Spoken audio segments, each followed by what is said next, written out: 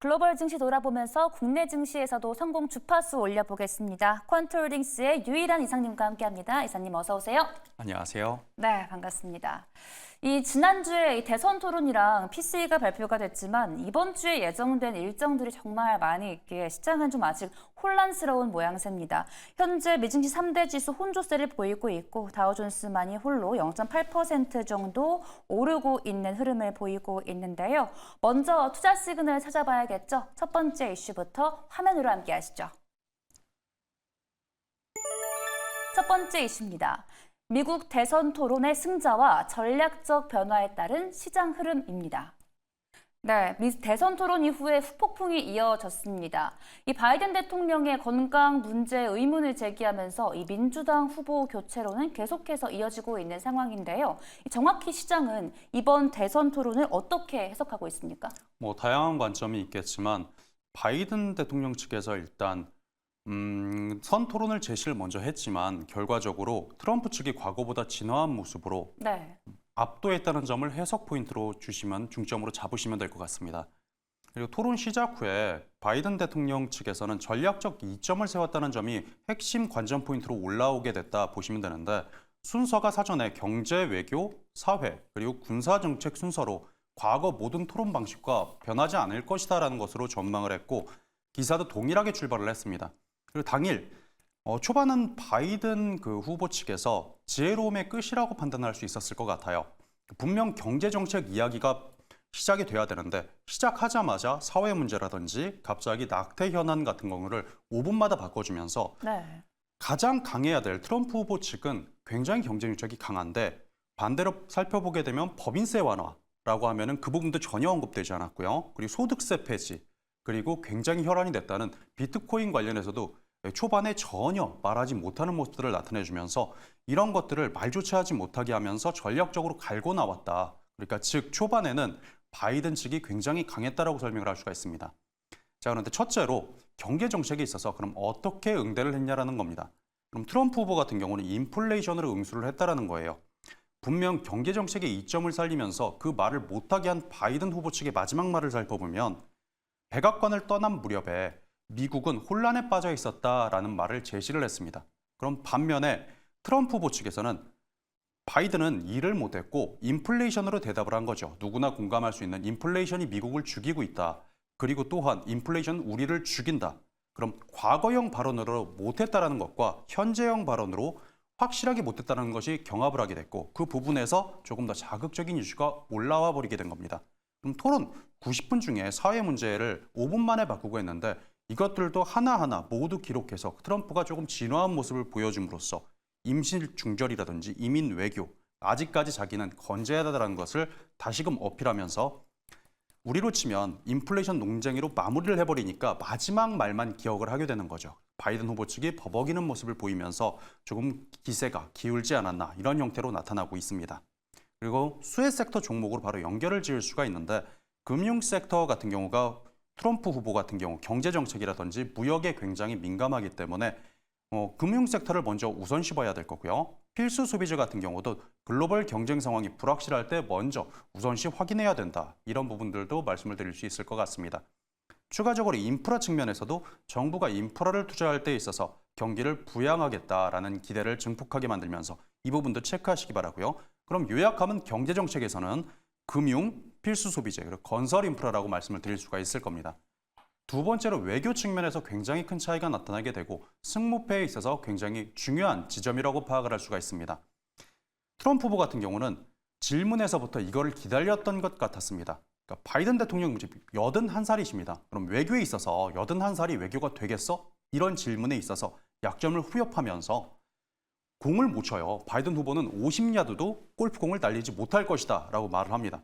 사실 트럼프 후보 입장에서도 젊은 것은 아닙니다. 왜냐하면 한국의 초록장을 기준해서 78세나 81세나 나이의 갭 차이는 사실 크게 나지는 않습니다. 자, 그런데 이런 것들을 계속 언급을 하면서 나는 아직 건재하다는 것을 이어가려고 했을 때 바이든 후보 측에서 아주 공격적인 질문을 공격을 해요. 와이프가 임신했을 때 성추문 관련이 있던데 라는 식으로 이건 조금 아주 순한 내용이지만 굉장히 자극적으로 이야기를 합니다. 소위 말하면 발끈한 거죠. 그럼 트럼프 후보 측도 똑같이 답변을 하는 겁니다. 바이든 측이 네가 성추문 관련도 있는데 그 도덕성으로 어떻게 정치를 하고 네가 외교를 할 수 있겠니? 라고 하자마자 트럼프 후보 측은 고개를 저으면서 바이든 너의 둘째 아들은 중범죄자다. 너라고 또 차이점이 있겠니? 너도 외교를 어떻게 이런 식으로 잘 해결할 수 있겠어? 라고 거의 네거티브적인 부정적인 부분들이 굉장히 경합을 하게 됩니다. 그리고 결국 바이든 맨 마지막 말을 살펴보게 되면 우리 아들은 패배자도 아니고 호구도 아니었어.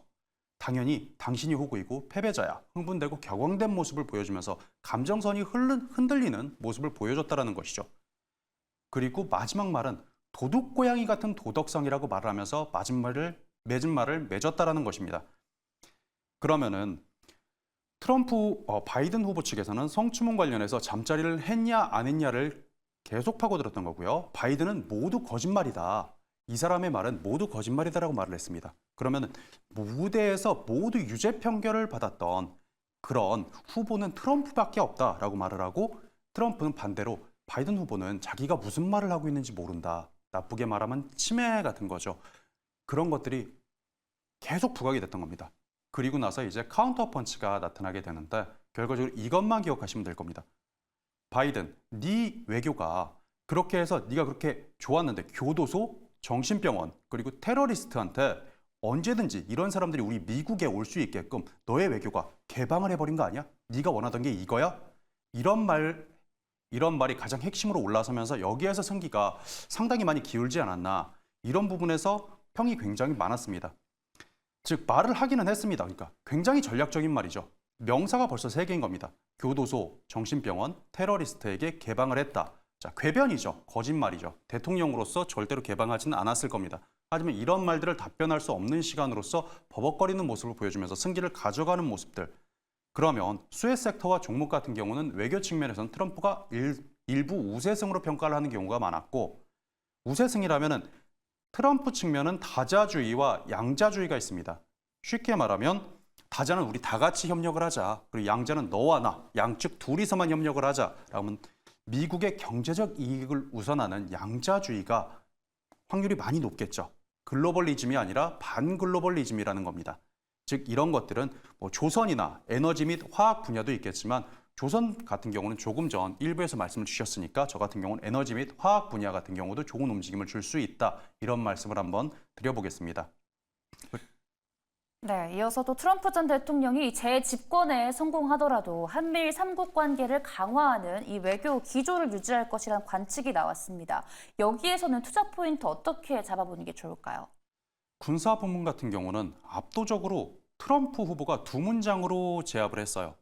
내용이 김정은, 시진핑 주석, 푸틴 러시아 대통령은 바이든을 존경하지 않는다. 굉장히 강한 텍스트입니다. 또한 바이든을 두려워하지 않는다라고 아예 2문장으로 끝을 내버린 부분입니다.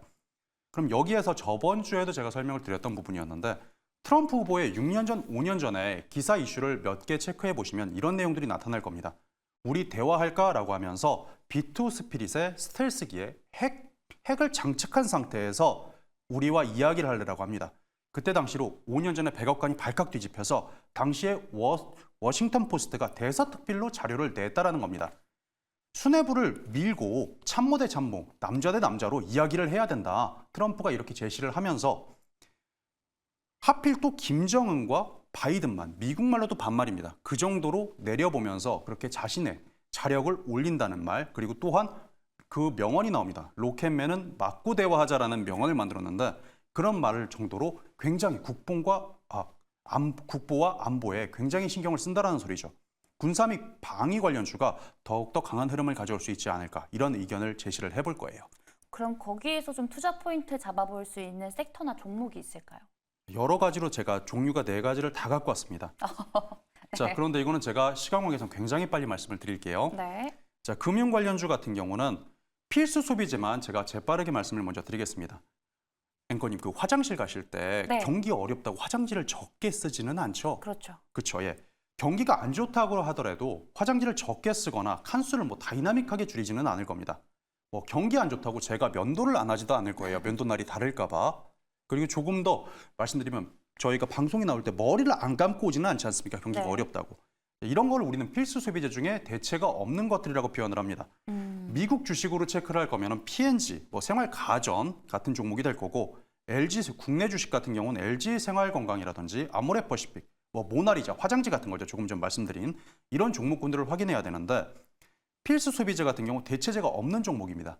자, 그런데 커피나 차, 뭐 버터 없으면 뭐 예를 들어서 뭐 마가린 쓰고 뭐 콜라 없으면 사이다 마시고 이런 게 아니라 가장 필수적인 것들을 치약이라든지 뭐 치약 대신 소금을 쓸 수는 없으니까요. 치약, 면도기, 샴푸 이런 필수 소비재 쪽을 지금은 굉장히 중점적으로 봐야 된다. 왜냐하면은 뭐 라면이나 방독면 저번 주에 말씀을 잠깐 드렸었는데 필수 소비재 반드시 먹어야 되는 것 이런 것들을 굉장히 지금 대선 이슈와 함께 이런 분쟁 이슈들 그리고 군사 부분에서도 김정은 시진핑 주석 그리고 푸틴 러시아까지 계속 언급이 되는 것들은 필수 소비재가 조금 더 큰 힘을 받을 수 있다라고 생각하셔도 좋다고 저는 이런 의견을 드려보겠습니다. 그러면 외교 정책에서는 또 어떻게 섹터를 나눠보면 좋을까요? 외교 정책 같은 경우는 네. 바이든이 사실 당선이 유력하다고 보진 않지 않습니까? 우리가 사실 바이든 측도 굉장히 좋게 봤지만 그래도 반드시 체크해야 되는 게 테슬라랑 퍼스트 솔라 같은 경우를 체크를 하면서 2차 전지 관련, 뭐 국내 주식으로는 에코프로나 BM이나 화학으로 친다면 뭐 포스코 케미칼 같은 경우가 있을 겁니다. 그리고 트럼프를 우리가 예견했을 때 뭐 엑손모빌이나 세브론을 봐야 된다. 그럼 세브론에서 지분을 갖고 있는 뭐 GS 글로벌이다, 뭐 S-오일, 뭐 혹은 화학은 LG 화학 쪽을 봐야 된다라고 하는데 사실 지금 현재 승기는 트럼프라고 가정을 하지만 근데 문제가 하나 있어요. 가장 중요한 게 저는 사실 7월 11일 날 성추문 관련해서 사건 선고가 있습니다. 뉴욕에서. 그럼 외교 토론에서 뽑힌 재료이고 외교 토론에서 이렇게 에너지 관련된 것들이 나오는 거니까 체크가 필요하다는 거예요. 즉 에코프로 빔이 안 좋다라는 게 아니라 조금 떨어졌어도 반드시 올라갈 수 있는 여력도 있고 성추문 관련해서 혐의가 나오게 되면 지금은 이기지만 언제든지 뒤집힐 수 있다는 겁니다. 절대 나쁘다라는 게 아닙니다. 그러니까 GS 글로벌, 뭐 S-오일 화학들 좋은 거고요. 2차 전지도 좋은 겁니다. 물론 사람마다 차이는 있겠지만 이런 부분도 반드시 체크해 하셔야 된다라고 말씀을 드릴 거예요.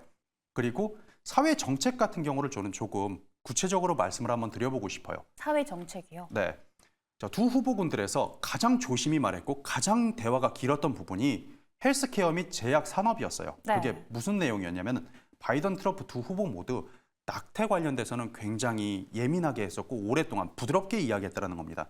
그럼 여성 관련 의학 이쪽이 좀 강해질 수 있겠다. 저는 이쪽을 좀 생각을 하고 가지고 왔는데 줄기세포 관련해서는 세포치료제, 제대열 보관, 그럼 여성 쪽이 강해진다는 거 아닙니까? 그럼 차바이오텍 같은 경우 한번 체크를 해보실 필요가 있고요. 실적이 좋지 않아요. 그러니까 트레이딩 관점에서 살펴보시라는 겁니다.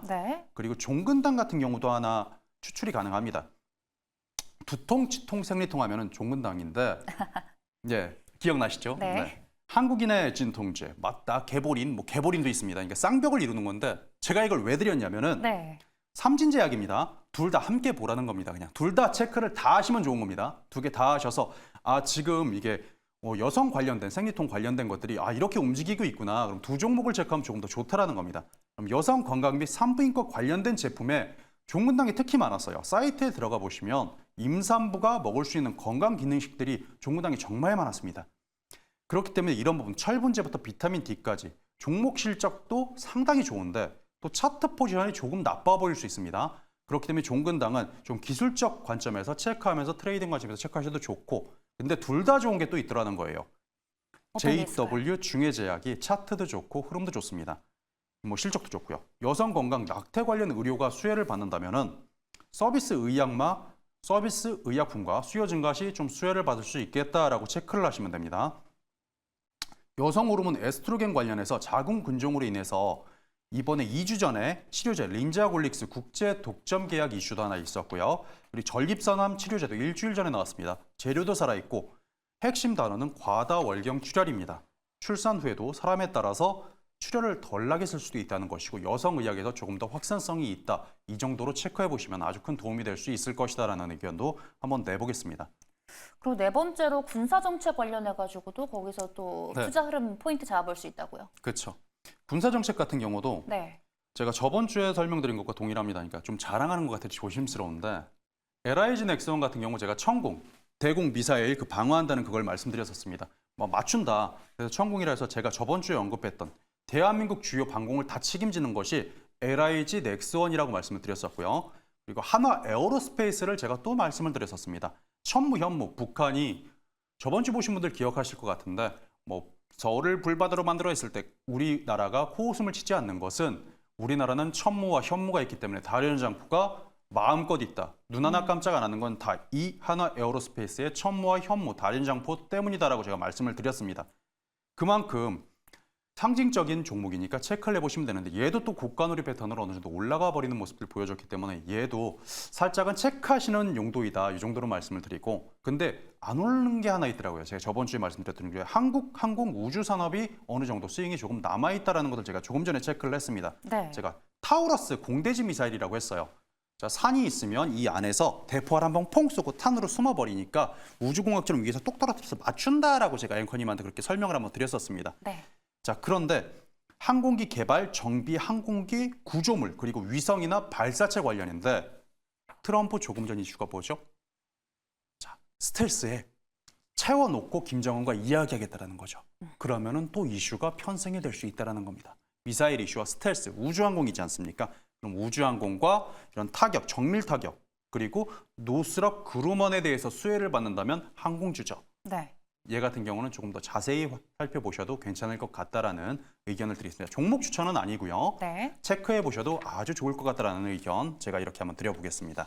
네, 지금 글로벌 증시 이슈에서 뭐 금융, 화학, 에너지, 인프라 정말 다양한 섹터를 짚어주셨는데요. 저희 시청자 여러분들이 조금은 헷갈리실 수 있으니까 네. 종목 말고요. 이 중에서 좀 가장 주목하고 계시는 글로벌 증시를 좀 이끌어갈 하반기의 섹터는 어떤 섹터일까요? 저는 바이오라고 바이오요. 생각합니다. 네. 네, 알겠습니다. 바이오. 여기까지 네, 말씀 나누도록 하겠습니다.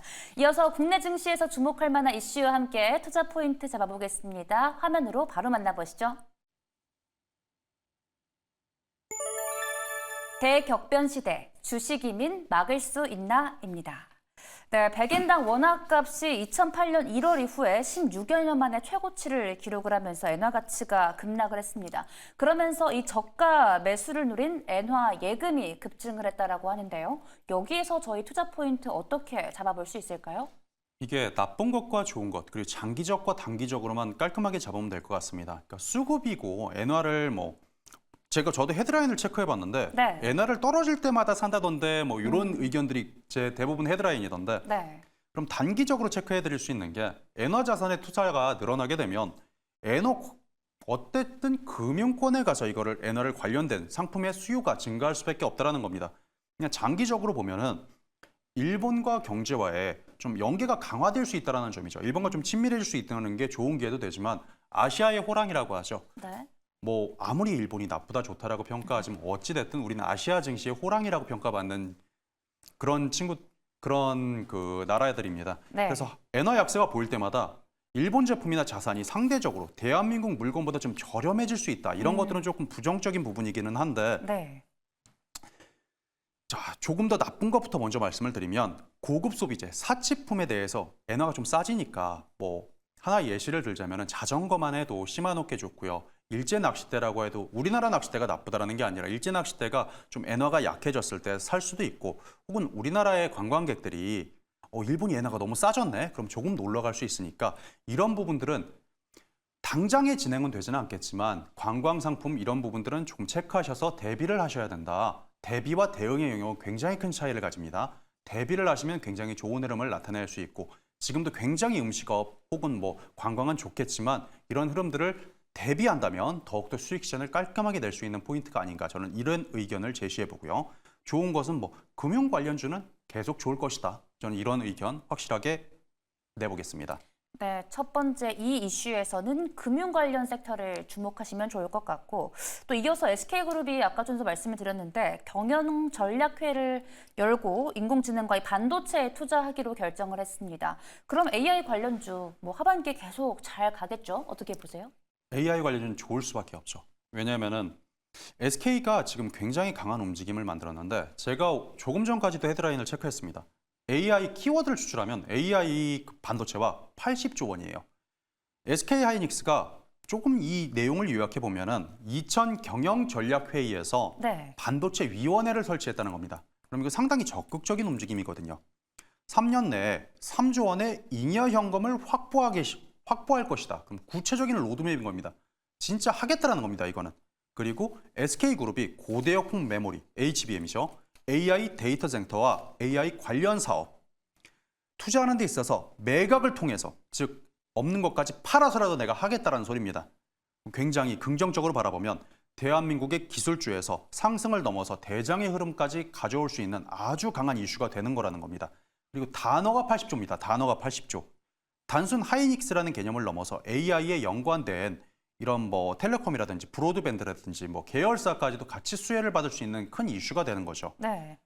근데 부정적으로 바라보면 대규모 투자 같은 경우는 초기 비용이 굉장히 많이 들어갑니다. 실패 시 리스크가 큰 거죠. 그러니까 80조라고 했고 3년 내 30조가 말이 좋아서 30조입니다. AI 경쟁에서 밀리게 되면 심각한 리스크예요. 제가 계산을 해봤는데 30조라고 하니까 조금 피부에 와닿으시지 않을까 봐 제가 계산을 했는데 지구에서 달까지가 38만 4,400km랍니다. 그리고 10,000원짜리 신규권 한 장이 0.1mm인데 이거를 100장 정도 쌓으면 1cm가 된대요. 그럼 우리가 생각하던 것보다 살짝 얇습니다. 신권 기준이니까 압축비를 계산했을 때 38조면은 지금부터 여기서 달까지 도착할 수 있는 돈입니다. 그럼 38조가 어느 정도의 감인지 규모가 가늠이 되실 겁니다. 30조 원이면 거의 달을 도착할 정도의 돈인 겁니다.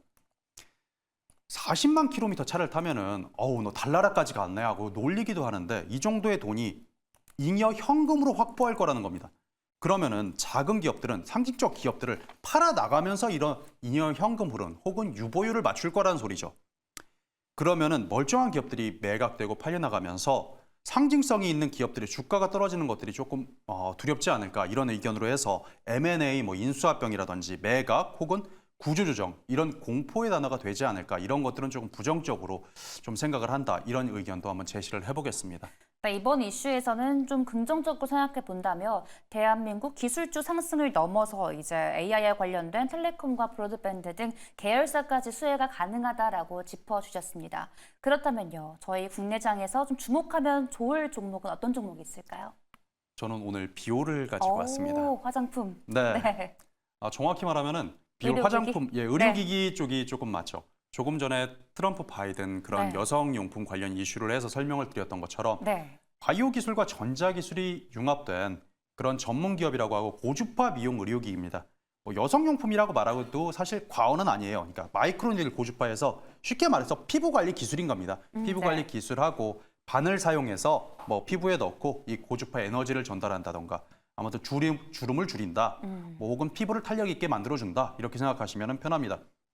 비율은 상대적으로 좋은 흐름세를 보여주고 있고 피부 미용 의료기기 판매 급증해서 5월 좋은 흐름세를 나타내주고 있습니다. 자, 차트로 간단하게 한번 설명을 드려보겠습니다. 네.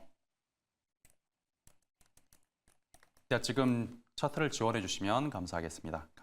네, 말씀해 주십니다.